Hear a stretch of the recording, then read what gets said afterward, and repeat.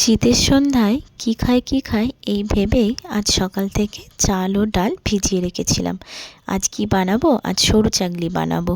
তাহলে চলুন মায়ের ছোঁয়া চ্যানেলে সবাইকে স্বাগত জানিয়ে শুরু করছি আজকের রান্নাবান্না।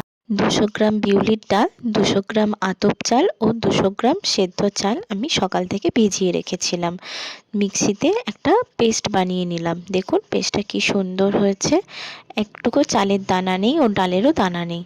তারপর স্বাদ মতো লবণ ও পরিমাণ মতো জল দিয়ে ব্যাটারটাকে আমি পাতলা করে নিয়েছি। ঠিক দেখুন এই রকম পাতলা, খুব বেশি পাতলা করে ফেলবেন না কিন্তু, তাহলে সরু চাগলি তুলতে পারবেন না। এবার আমি কড়াইয়ের মধ্যে 1 হাতা ব্যাটারটা দিয়ে দিলাম।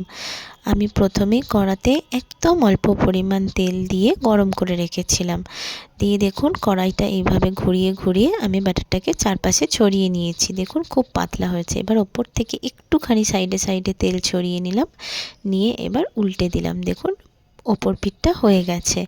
এবার এটা খানিকক্ষণ একটু তাত লেগে যাক, তারপরে এটাকে আমরা তুলে নেব। এই যে দেখুন এটা আমার রেডি হয়ে গেছে। এখানে আমার সব সরু চাগলিগুলো রেডি করা হয়ে গেছে। দেখুন কি সুন্দর দেখতে লাগছে। শীতের দিনে খেজুর গুড়ের সঙ্গে এরকম সরু চাগলির তো জুড়ি মেলা ভার, তাই না? কি বন্ধুরা, আপনাদেরও পছন্দ তো? তাহলে আর দেরি কিসের? এই শীতের সন্ধ্যায় আপনারাও বাড়িতে ঝটপট এইভাবে খুব সহজেই তৈরি করে ফেলুন সরু চাগলি পিঠে। ভিডিওটি ভালো লেগে থাকলে লাইক, কমেন্ট, সাবস্ক্রাইব করে আমাদের পাশে থাকতে ভুলবেন না কিন্তু। টাটা।